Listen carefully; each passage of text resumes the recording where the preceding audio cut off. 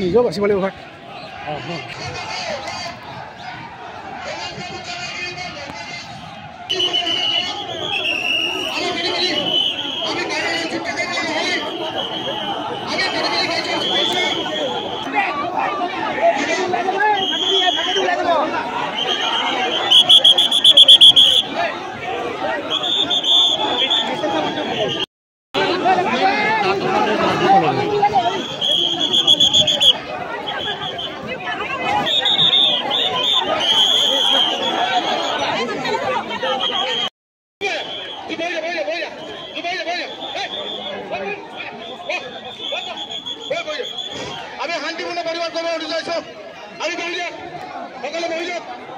যদি আপোনালোকৰ কিবা আছে সেইখিনি কথা আমাক আজিতো মই ইয়াৰ পৰা গুচি নাযাওঁ বা ডিচি মহোদয়ও নাযায় গতিকে আপোনালোকে সেইখিনিও আপোনালোকৰ নেতৃস্থানীয় মানুহ আহি আমাক ক'ব পাৰিব যে মই এতিয়া অনুৰোধ কৰিম আপোনালোকৰ যি আছে সেইখিনি আমাক দি দিয়ক আৰু এই প্ৰগ্ৰামটো আপোনালোকে ইমানতে সমাপ্ত কৰক আমি মেমৰেণ্ডামে দাখিল কৰিব গৈছিলোঁ আমি কাজিয়া কৰিব অহা নাই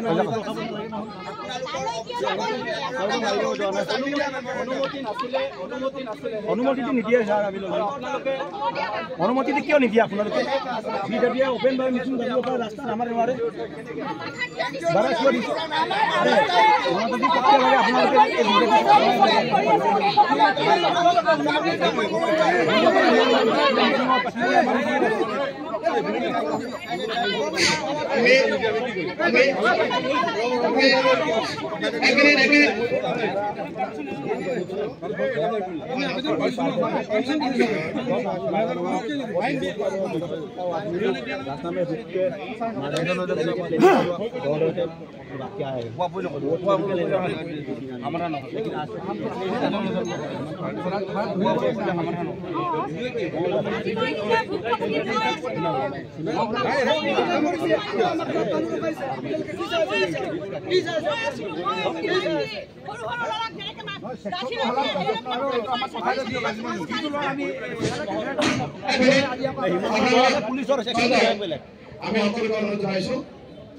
আমি প্ৰতিবাদ কৰিব লাগে বুলি প্ৰতিবাদ কৰিব বিচৰা নাই আমি খুব বেগ পাইছোঁ যোৱা দিনবোৰত আমাৰ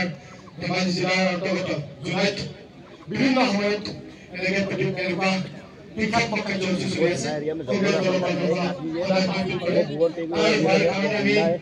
প্ৰতিবাদ কৰিছোঁ আৰু প্ৰতিবাদৰ স্থলীত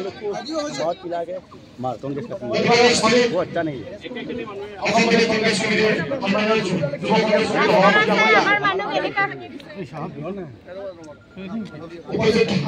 উপস্থিত হৈ আমাৰ যিটো প্ৰতিবাদ স্থলীত উপস্থিত আছে তেওঁলোকক আমি ব্যাখ্যাটো জনাব বিচাৰোঁ আৰু আমাৰ ধেমাজি জিলা এছটি মহিলা আমাৰ মাজত উপস্থিত আছে তেওঁক আমি আমাৰ যিখিনি ক'ব লগা কথা তেওঁ অৱগত কৰিছোঁ আমি সদায় সহযোগ কৰিবলৈ চেষ্টা কৰিম আমাৰ কেইদিনমান আগত এটা নৰ্মেল ফেচবুকত লিখা এটা টুইটত লিখা এটা টুইট এই টুইটৰ কাৰণে গুৱাহাটীত গৈ লখিমপুৰ আৰক্ষী গুৱাহাটীত গৈ এজন এমপিৰ সন্মুখত ঘৰৰ পৰা চুচুৰাই আনিব পাৰিছে কিন্তু ইয়াতে থকা এছ পিজনে আজিলে ইমান ডাঙৰ এটেক হ'ল যে আমাৰ ল'ৰাকেইজন এতিয়াও হস্পিটেলাইজ হৈ আছে ফ্ৰেকচাৰ হৈ আছে তাৰ পাছতো আজিলৈ এৰেষ্ট কৰিব পৰা নাই এইটো এটা ডাঙৰ কথা আজি আমি আহিছোঁ চাওক আমি ফাৰ্ষ্টত ভাবিছিলোঁ এনে নৰ্মেল কোনোবা মিছক্ৰিয়েণ্ট হ'ব কোনোবা নৰ্মেল ক্ৰিমিনেল হ'ব কিন্তু এতিয়া যেনেকুৱা পুলিচে ইমান প্ৰটেকশ্যন দি আছে পুলিচে প্ৰটেকশ্যন দি আছে মানে এইটো চৰকাৰী কামেই হয় চৰকাৰৰ নিৰ্দেশত হোৱা এটেক হয় আৰু বিজেপি চৰকাৰে যে কৈ আছে যে ইমান আঁচনি দিছে ৰাইজে ইমান ভাল পাই আছে ৰাইজে যদি ইমান ভাল পাই আছে তেনেহ'লে ইউথ কংগ্ৰেছ ৰাইজৰ ওচৰত যাবলৈ সিহঁতৰ ইমান ভয় কিয় আজি ইমান ভয় কিয় যে ইউথ কংগ্ৰেছ ৰাইজৰ মাজত গৈ আছে আৰু ৰাইজৰ হৈ ক'বলগীয়া ৰাইজৰ হৈ ডিচিশ্যন ল'বলগীয়া বিজেপি কোন হয় আজি কংগ্ৰেছ এতিয়া ৰাইজৰ মাজত যাব ৰাইজে যদি ভাল পায় আমাক মৰম কৰিব ৰাইজে যদি বেয়া পায় আমাক গালি পাৰিব কিন্তু সেইটো দায়িত্ব কাৰ অকল ৰাইজৰে আছে সেইটো পাৱাৰ কাৰ অকল ৰাইজৰে আছে কিন্তু এই বিজেপিয়ে ৰাইজৰ হৈ ডিচিশ্যন ল'ব পৰা কোন হয় সেইকাৰণে আজি আমি ওলাই আহিছোঁ আজি আমি প্ৰটেষ্ট কৰিছোঁ আজি আমি এছ পি চাহাবক মেমৰেণ্ডাম দিছোঁ তাৰ পাছতো যদি উইদিন 24 আৱাৰ্ছ যদি এই ল'ৰাকেইজনক যদি এৰেষ্ট নকৰে তেনেহ'লে আমি এভৰি ডিষ্ট্ৰিক্টত ইউথ কংগ্ৰেছে কিন্তু আন্দোলন চলাই চুবুৰীয়া কেইবাখনো জিলাৰ পৰা অহা কথা আছিলে কি হৈছিলে মেক্সিমাম জেগাত আমাক পুলিচে ৰখাই দিছে যোৰহাটৰ পৰা ওলাইছে পুলিচে ৰখাই দিছে শিৱসাগৰৰ পৰা ওলাইছে পুলিচে ৰখাই দিছে ডিব্ৰুগড়ৰ পৰা ওলাইছে পুলিচে ৰখাই দিছে ইমান কিয় ভয় জোনাইত ৰখাই দিছে আৰু একেখিনি ল'ৰা ভাবিব কিমান সাহস ভাবিব একেখিনি ল'ৰা একেকেইজন ল'ৰাই যোনকেইজনে এটেক কৰিছে সেইকেইজনে আজি আকৌ আহি আমাৰ গাড়ীও ৰখাইছে কিমান সাহস ভাবক আজি আপোনালোকৰ প্ৰতিবাদটোক আৰক্ষীয়ে কেনেধৰণে ব্যৱহাৰ কৰিলে কিয় কৰিব লগা হ'ল একচুৱেলি আমি প্ৰতিবাদ কৰিব লাগে বুলি প্ৰতিবাদ কৰিব বিচৰা নাই আমি গণতান্ত্ৰিক এখন দেশৰ নাগৰিক হিচাপে আমাৰ বাক স্বাধীনতা আমাৰ জীয়াই থকা সকলো স্বাধীনতা আমি পাব লাগে আৰু সেই স্বাধীনতা আমি জোনাইত আমাৰ ধেমাজি জিলাত আমি পোৱা নাই তাৰ কাৰণে আমি প্ৰতিবাদ কৰিছোঁ আজি আপোনালোকে দেখিছে আমি সকলো অসমৰ সকলো প্ৰান্ততে কংগ্ৰেছ কৰ্মীসকলক মাৰিছে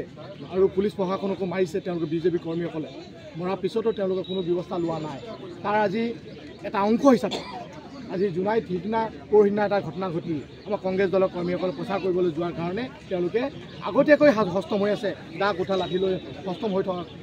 মাৰিছে মাৰপিট কৰি বয়সস্থ মানুহক পেলাই মাৰিছে ডেকা ল'ৰাক মৰাটো বাদেই বয়সস্থ ল'ৰাক মাৰিছে এজনৰতো হাত কাটিছে হাতৰ আঙুলি কাটিছে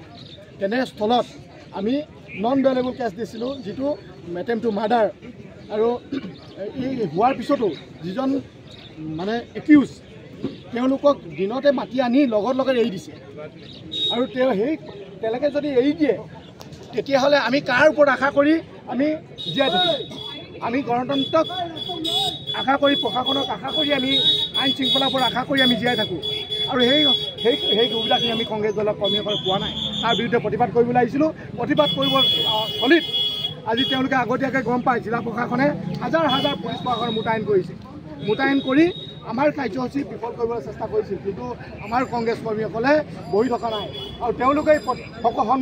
সন্মুখত তেওঁলোকৰ লগত ঠেলা হেঁচা কৰি কাজিয়া কৰিবলৈ বিচৰা ঠেলা হেঁচা কৰি আমি DC কাৰ্যালয় জিলা উপায়ুক্ত কাৰ্যালয় আয়ুক্ত কাৰ্যালয় যাব বিচাৰিছিলোঁ কিন্তু আমি যাব নোৱাৰিলোঁ তাৰ আগতে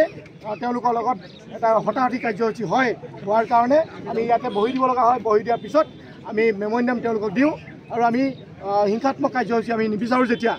আমি প্ৰতিবাদৰ ভাষাটো আমি তেওঁলোকে বুজি নাপায় যেতিয়া আমি ইয়াতে শান্তিপূৰ্ণ প্ৰতিবাদ কৰি তেওঁলোকৰ মেম'ৰিণ্ডাম আমি জমা দিওঁ আৰু তেওঁ প্ৰতিশ্ৰুতি দিছে আৰক্ষী অধীক্ষক ডাঙৰীয়াই প্ৰতিশ্ৰুতি দিছে কম দুদিনৰ ভিতৰত আমাক যিসকলে এই যিসকল দুষ্কৃতিকাৰী তেওঁলোকক ধৰি উচিত শাস্তি দিম বুলি কৈছে আমি তাৰ কাৰণে সন্তুষ্ট আৰু আপোনালোকৰ জৰিয়তে জনাওঁ যে এই যদি তেওঁলোকে উচিত শাস্তি নিদিয়ে আকৌ আমি ৰাইজক লৈ প্ৰতিবাদী কাৰ্যসূচী আমি চলাম ধন্যবাদ